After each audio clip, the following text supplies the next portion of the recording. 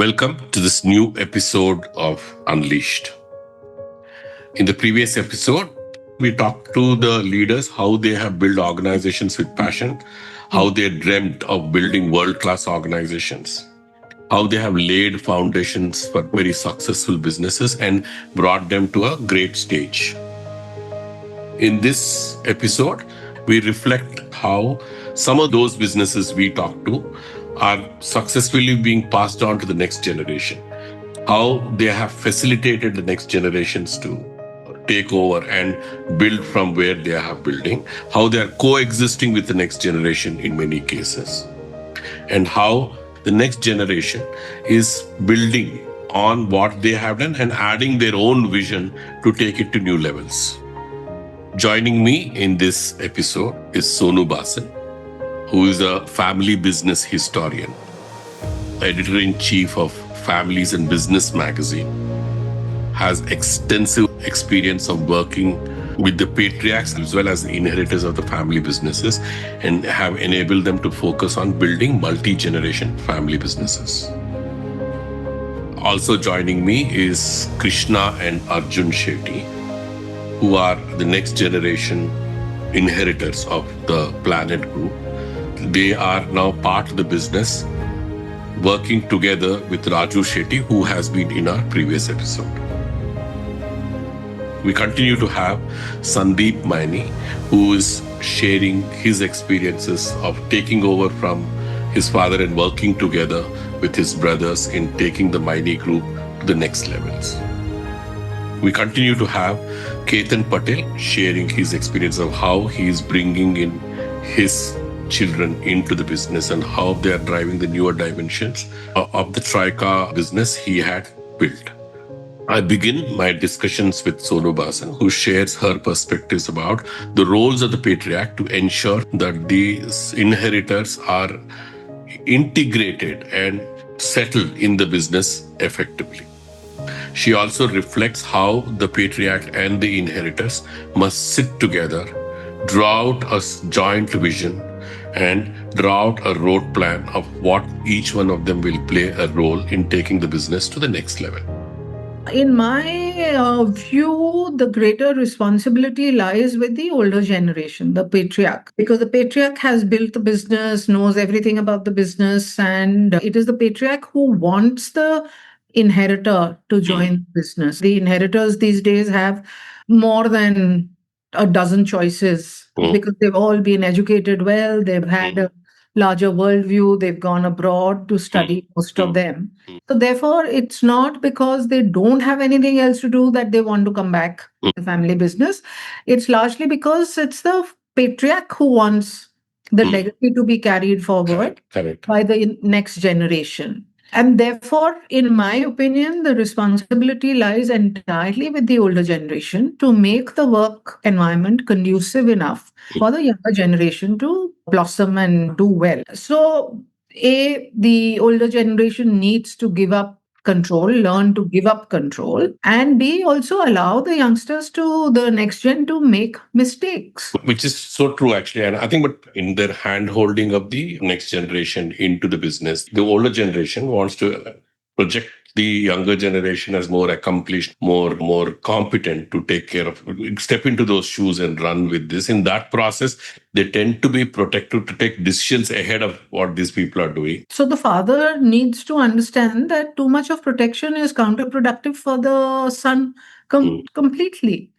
And I don't think there's a template for that every family can follow. It's very family dependent on what the business is, what stage of the business life cycle the business is, how many people are involved in the business, and whether it's the second generation or the fifth generation, that also makes a difference. So a better way to prepare for it would be for the father and the patriarch and the inheritor to actually sit down and have conversations about the business, about both of their vision for the business, the way that they want to get it done, and have open conversations before the inheritor even comes and joins the family business. Correct. Because once the inheritor has gone for postgraduate study or undergraduate study, they can sit down and have a conversation about the business. And so that when the inheritor actually comes and joins the business full time, both the patriarch as well as the inheritor are absolutely clear about the vision for the business, which is a joint vision. And gaps have been identified, something that the older generation is good at, something that the new generation is good at. How do they pool their capabilities so that is the business that projects a more confident and forward-looking image. Sandeep Maini shares how he and his brothers, who were the inheritors of the Maini Group, worked on the platform their father built and built a larger vision of making Maini Group global, integrating all the strengths, building stronger brands, and becoming more world class. I think the first thing I did when I took over as chairman was that my father, as we started, he was an entrepreneur at heart. So any opportunity that came, he started it and he started the business. So we had a number of businesses at one point of time, and they were built as smaller companies all over. So the first thing that I brought in was that each company had a synergy with the other, but never used it because they came up at different times. So the first thing I did is I created a common branding for the Maini Group. Got it. And I brought all the companies under a common branding and spoke at length to them on how you all belong not to Maini Precision, Maini Materials, Maini this, but you actually belong to the Maini family of companies. And therefore, we must be able to cross-pollinate. We must be able to do best business practices across, find the best that works. Because here what happens is they were purchasing and they were purchasing. And they were purchasing at different pricing, for example, from different people. And there was no synergy. Got it. So the first thing I did was I brought the synergy together under a common brand. So whenever we want to do something, we have to do something larger, create the brand and then socialize that and then bring it. The second thing I did was I closed companies that were passion companies but not profitable. I closed all of them. If they didn't have a history of the future, I closed them. Got it. And therefore, we made the basket smaller and brought in a concept of 2 or 3 key items that my father generally didn't do, but he had a touch for it and he made it successful. But we brought in the concept of first making a complete business model for a business before we started doing it, see the investment, the profit, the returns that we could have, and whether it matched with the competencies that all of us had as entrepreneurs and our companies had as organization. Got it. For example, we didn't go into commodity products. We didn't go into retail. We didn't go into anything outside what was our strength of engineering, design, innovation, and technology. Fantastic. And we synergized around this area because the rest was not our strength. Yeah. So what I see is the evolution of your businesses. If I really look, your father was probably very intuitive, and the way he ran, he built. But of course, he's brought in the right set of people, had the right dream to be best class, right dream to create export, right dream to employ people. And then what you have brought over a period of time, along with your brothers, a very institutionalized way of running the places, very structured, professional way of making decisions and trade-offs, understanding of that. It's a very institutionalized way of doing things.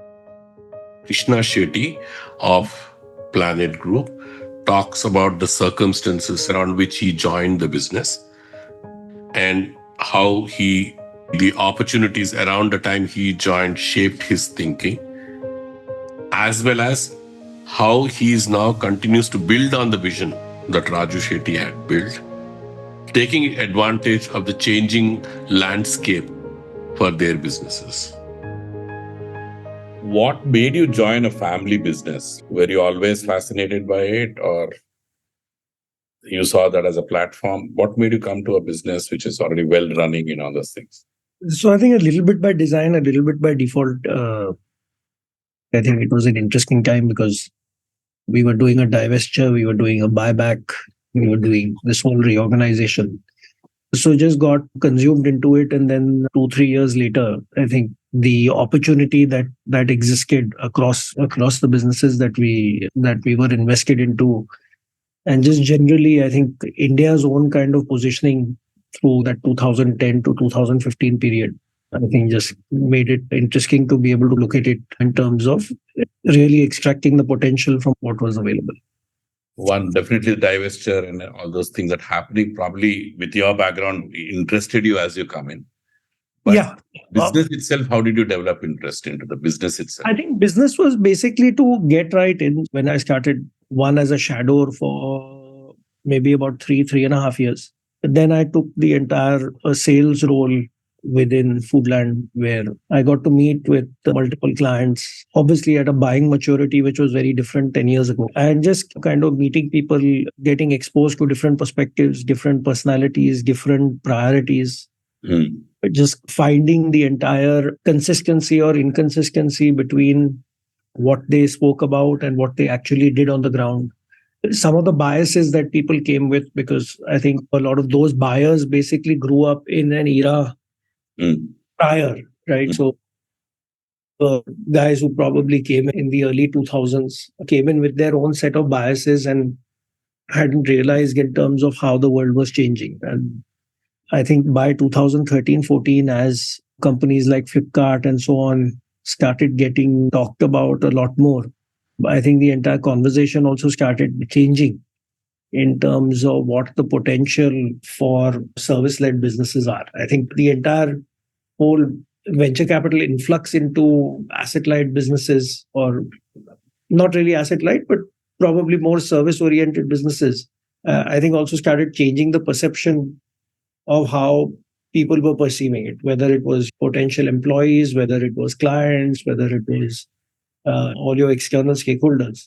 But I think that continues to change. And when I say change, meaning change for the better, because I think there is a recognition that there is a world beyond manufacturing. There is a recognition that if India were to grow, unleash its own potential, that would be a large component. And I think that's where we find ourselves in that position today, where I think the whole outsourcing methodology is going more towards what we can do by putting a set of resources together, as opposed to just staff augmentation and just playing the entire cost and currency arbitrage.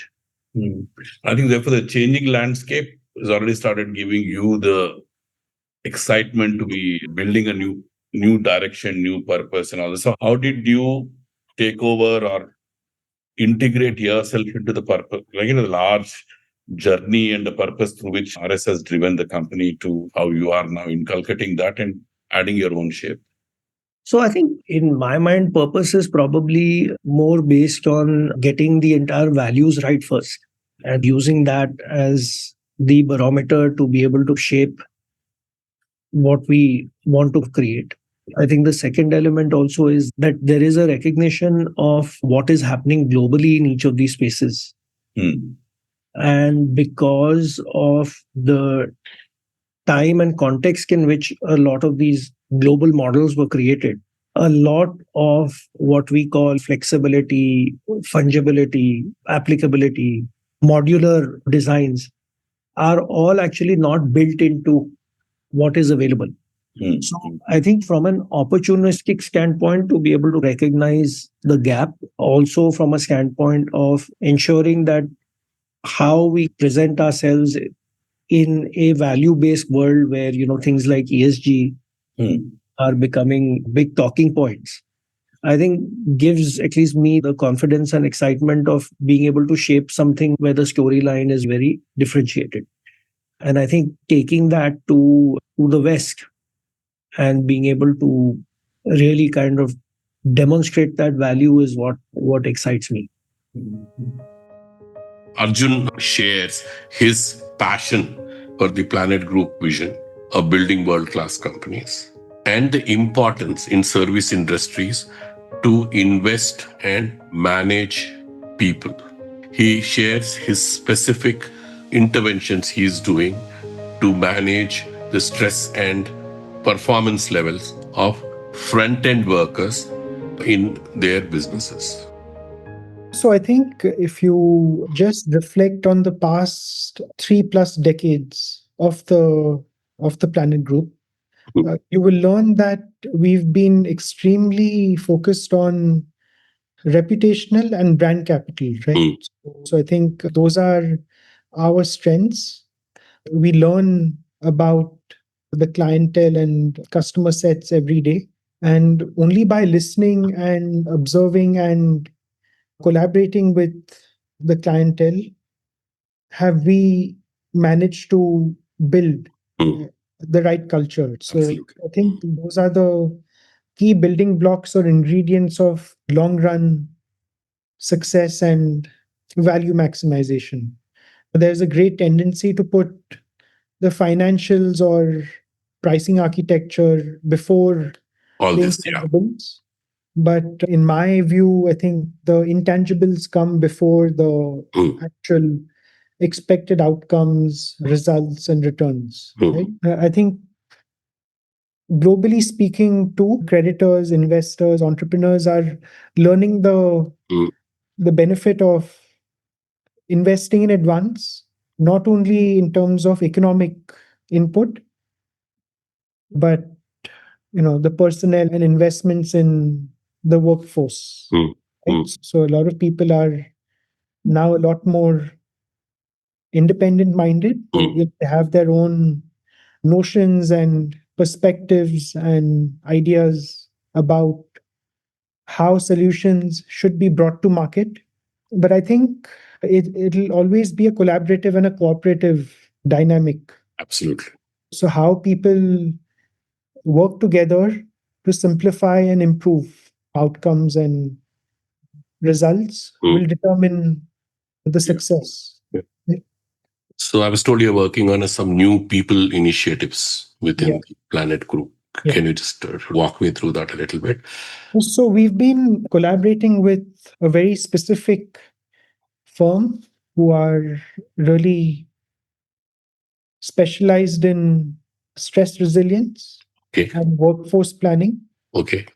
So they had the experience of working with very evolved and sophisticated upstream oil and gas companies, but it's common across many other sectors and industries and markets. So they deal with the pain point of workforce inefficiency. And I think the biggest cause of workforce inefficiency is the mismanagement of stress and everything related to stress. So things that you carry personally can impact your performance at work. Absolutely. Yeah. Sometimes the emotional baggage can spill over into your workplace. So I think those are key findings. Yeah. So if you look at very high pressure environments such as installations and workplace assets and locations where you have many demanding schedules and timelines and expectations, the level of stress is constantly high, right? Correct. So in order to mitigate the risk of inefficiency or misjudgment, I think there are very micro habits that you can cultivate and develop. Okay. And these actually have an impact on your end scores and results and outcomes. Yeah. Yeah. And because it's always a series of small steps that eventually take you to a bigger outcome. Yeah. Or a bigger destination. Yeah. So I think they've researched extremely well on how you can manage workplace stress and essentially mitigate the causes of workplace stress. And it'll always be about frontline teams, how frontline teams collaborate, work together, make collective decisions, set the right priorities so that you're not constantly disappointed and demoralized. So I think it's in today's environment, it's easy to become slightly disappointed with even the most minor variance. Yeah. So as a step, they have done an assessment of some of your frontline workers, especially in the oil and gas sector now. Yeah. So operating teams perform best when the communication levels are high. And communication does not mean purely conversational exchanges or interchanges. It actually means listening, understanding, and developing things together. When you build in sustainable policies, practices, philosophies, and procedures so that you're learning and developing and improving all the time. Absolutely. In case of Ketan Patel's business, two of his sons, as well as the son of his brother, have joined the business.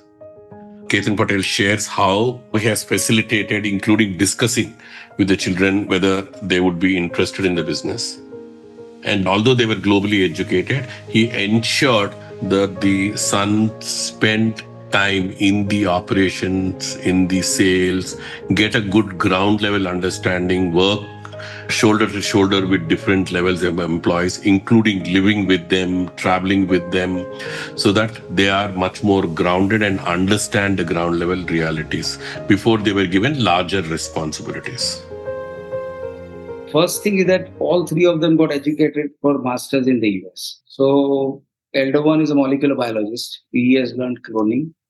Younger one is immunologist. So immunology mein vaccines वगैरह था. And my brother's son is a pharmaceutical technology master's. All three, first of all, came back.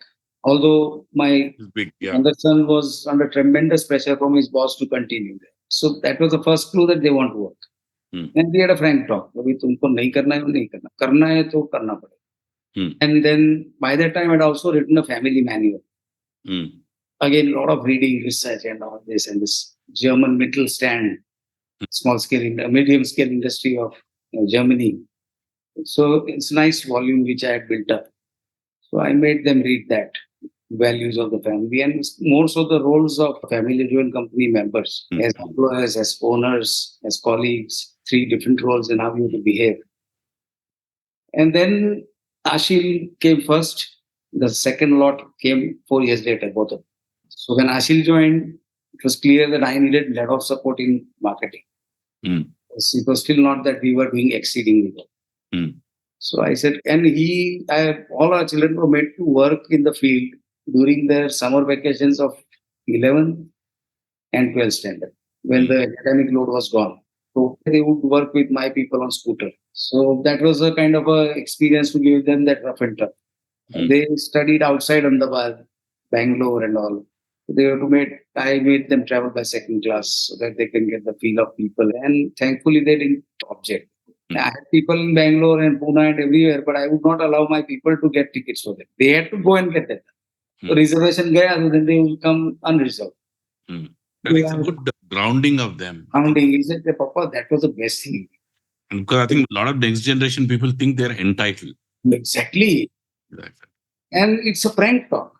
Yeah. थोड़ा emotional angle भी ला देते हैं. Yeah. So suppose I'm not there tomorrow. Are you going to do it this way? First of all, let's decide.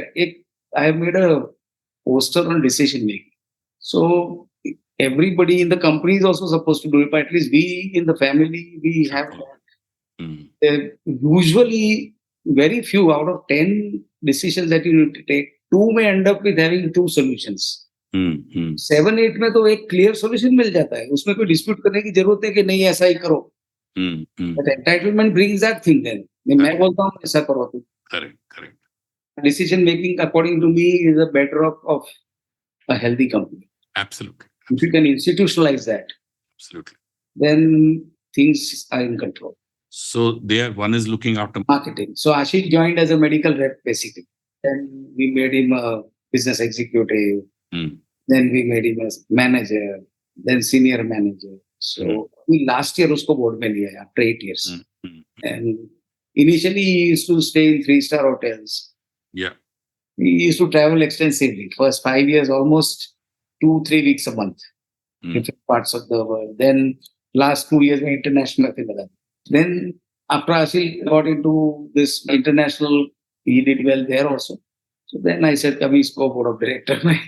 Last year he is now on the board of directors. So I decided and told my 2 boys that first of all, There has to be a cascade of reporting. Your GMP is all about reporting and documentation. Let us design. You all think only in that way कि जो shop floor पे काम होता है, वो काम हुआ है genuinely या manipulation हुआ है नहीं हुआ है. How do we come to know that? Because what had attracted my attention was that US FDA, when it writes a letter for failures, it is addressed not to the plant head, it is addressed to the chairman and managing director. And it starts with the line that you do not have your quality processes under your control. Correct. Said, यार ये अगर ऐसा letter आता है तो I would not love to receive this letter. It's also a matter of self-esteem for India यार कि साला हमारे लोग में इतना दम नहीं है यार. But either that चलता है, culture is so rampant. I think the problem is many of them have come for their own careers, not to build the company. And I think what you're really talking about is you're building your institution which is beyond you. And you're standing for your values. Now, how much of that do children see? How much of that children see? Or do they see short-term goals versus long-term? That trade-offs are very high. Thankfully, I test them out. कि भाई ये थोड़ा growth उतना slow हो रहा है यार, वो कंपनी देखो ना ऐसा करता है, let's do that, let's introduce this kind. Asheel पहले बोला no, you don't know, I move in the doctors, we are at par with the best multinational. So the values are very much imbibed in them. I trust my youngest son, at least he's passionate for it. My brother's son is very hands-on with regulatory. सब पढ़ लेता है. तो ये change है अपने यहाँ क्या करना. So they are like a database. Very complementary. All of them are complementary. Like I think your eldest son is very much into markets. This one is into all the product launches and international markets. Somebody is regulatory, and combining your strengths to really drive. It's a very amazing.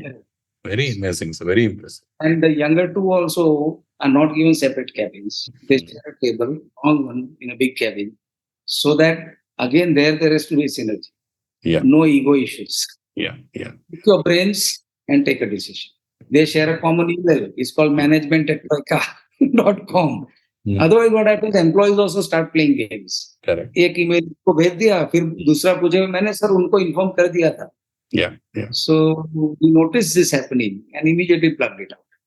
So I had undergone all that. So I thought the best thing is that there will be difference of opinions. I'm not saying that all difference of opinion is different, but at least everybody's same information. Ultimately, the decision making wins. ऐसा नहीं है कि तुम बोल दो तो हो जाएगा ऐसा. Exactly. Once Sandeep and brothers took over the business, Sandeep shares how the father was always available to reflect, but the accountability of the decision was always with the brothers. Sandeep also shares how the brothers work together, ensuring that they are aware of each other's actions and decisions and constantly connect to update each other. So my father, he was able to let go very early because he believed that the growth will be in how he could be an umbrella for us during the times that we need to take decisions and not take decisions when he's no more. Yeah. So I was vice chairman under him for so many years. And then when I took over as chairman, for a good 10 to 12 years, I ran the company as chairman with my brothers, where my father did not take any decision. And he told me that you're most welcome to invite me to the board meetings if you want to. You're most welcome to ask me for advice. I will give you the advice, but you don't have to take it. This is the hallmark of my father. Wow. Which I don't think many first generation did. I've not seen very few people letting it go like this and building almost the generation without, and I think letting your own flavor come into this whole thing.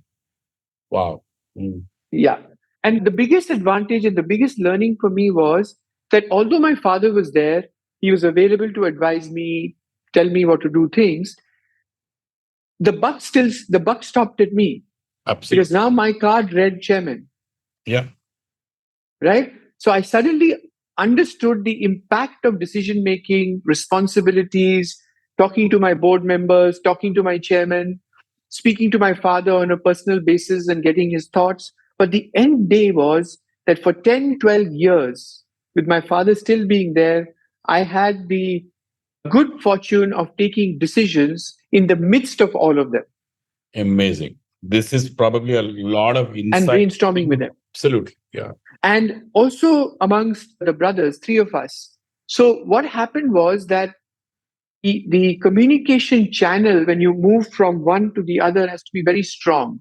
Mm. And that's the first thing that is important in a family business when you change generations, is that are the second generation or whichever generation, are they close to each other? Yeah. And is there someone who can drive a rift between them? Yeah. And I think that was the first lesson my father gave us when we joined, and said, whatever differences you have, not a single person in the company should know you have a difference. Mm, mm, mm. And until today, now 35 years later, we three brothers are absolutely together like a fist. We run the business together. And there's no one in this company who can actually, they don't, of course, it's become a system now. For the last 25 years, they don't even go to each other and say, Sandeep said this, or Gautam said this, or Chetan said this. It cannot happen, because they know the three of us are on the call first thing in the morning and first thing in the evening, and we know everything. So I think he cemented the fact of togetherness. And the second thing he brought in when we were talking about changing was that what is more important to entrepreneurs and families? Is it your family legacy, or is it your business legacy? Very important question. And one must be able to answer this question correctly. And we three prioritize that our legacy that we want to live is our family legacy. Mm. And business legacy would be next. Mm. So there's anything in the decisions we take going forward that may be very good for our business, but not very good for our family, we will not do it. And so he instilled these values in us: oneness, togetherness, value systems, etc., Great. so that we could build that in the foundation of the group and the company. Mm. And I think that helped us. So today we are three of us. We have complementary strengths. We have corporate responsibilities, and we have operational responsibility. And we are equal shareholding in all companies. Wonderful. Krishna shares how the environment of trust, the environment of ensuring that there is no overlapping of decision making, strong processes, strong frameworks, and ever evolving systems and processes have helped him to quickly settle down and contribute to the business effectively. I think your transitions have been quite seamless. So many large family-run businesses I've seen, or family-owned businesses I've seen, the transitions are very jerky. I think the generations don't hand over to each other. I think therefore some generations are going away. That one of the reasons I asked that question also is many people are looking at businesses outside their own historical business, not just because of the opportunity landscape, but is also because of the seamless handover, which has not happened at different stages. So I think one thing here that, at least within our context, that I've never felt is that there has been no such thing as holding on to decision-making authority or holding on. And I think that just allows for it. In fact, and not only within the whole family dynamic, but I think as a larger organization, I think our ability to trust is pretty high if I were to do any sort of comparative. So I think that just makes it easier to be able to take it on, because there is lesser of being able to overlap on decisions, or it's like saying that there is no multiple boss syndrome across. Yeah. So it makes it less confusing for the organization at large, for the external interface and environment that you're dealing with, and then internally also to be able to perform. And I find that is something that I've been very fortunate to have. Otherwise, it's always a challenge. And I see that around even within my peer group. Does it go back to what RS has earlier alluded, that building strong processes, frameworks, methodologies, all those things have actually helped that kind of this thing? It's not person-centric anymore. It is institutional way of driving certain things. Is that made it easier? To some extent, yes. And I think that whole environment, that whole aspect around frameworks and processes and systemization and so on is again ever evolving. I think it is more stemming from a belief that, look, I don't have to do everything, nor do I have to be there everywhere to be able to get things done. And there are people that we can entrust to be able to drive the whole agenda and take it forward. So I think that helps in being able to allow the transitions to happen. In our experience, many times inheritors come with two extreme dimensions. One could be that they are coming in with big ideas to push through organization and without looking at the sensitivities and the readiness of the organizations to use it. Or they could be overwhelmed by the legacy of the organization and their own need to build credibility that they may actually withdraw and not really contribute. Sonu Bhasin says that the maturity of the inheritor while coming into the business is also very critical for them to play effective role. One of the recommendations she has is for the inheritors to probably spend working experience in an unrelated business, build a much more wider experience, much more organizational experience before they join their own family business. So if the patriarch is still around, then again, it's a communication between the patriarch and the inheritor, where they need to sit down and solve for all these problems of the loyalists, of bringing in external talent. But if there is no patriarch around and the inheritors, then I think it is dependent on the maturity of the inheritor, because the work has to continue. And along with that, innovation and new things need to happen. So if the inheritor is indeed mature, he will balance between continuity and change.